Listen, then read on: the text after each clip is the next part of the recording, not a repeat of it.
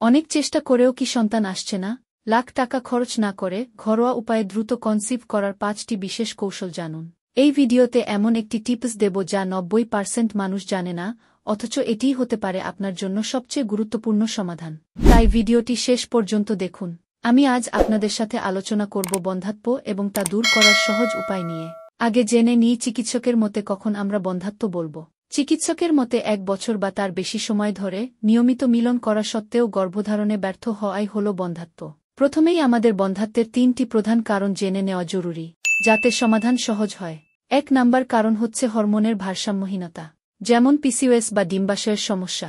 2 number কারণ হচ্ছে অন্যান্য স্বাস্থ্য সমস্যা, যেমন এন্ডোমেট্রিওসিস, জরাজুর ফাইব্রয়েড বা সার্জারির কারণে সৃষ্ট দাগ। 3 নাম্বার কারণ হচ্ছে ডিম্বাশয়ের ব্যর্থতা। সময়ের আগে ডিম্বাশয়ের ব্যর্থতাও একটি কারণ হতে পারে। এবার আসুন সমাধানের দিকে যাই। দ্রুত কনসিভের জন্য 1 নাম্বার টিপস হল সময়জ্ঞান। আপনার ডিম্বস্ফোটনের সময় জানুন।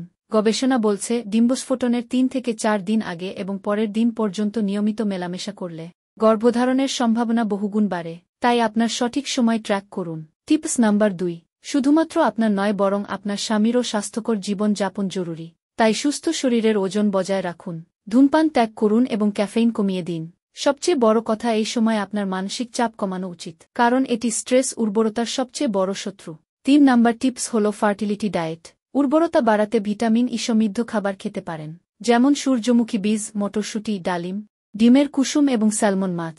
এই খাবারগুলো ডিমের গুণগত মান বাড়ায়। টিপস নাম্বার 4, ঘন ঘন মিলন।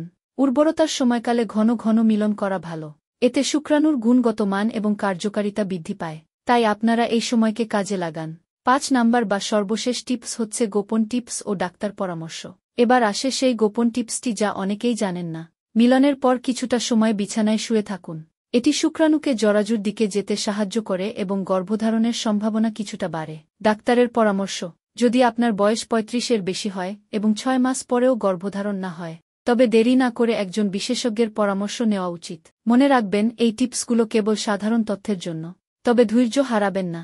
আশা করি এই টিপসগুলো আপনাদের সাহায্য করবে। ভিডিওটি ভালো লাগলে লাইক করুন এবং পরবর্তী ভিডিওর জন্য সাবস্ক্রাইব করে পাশে থাকুন।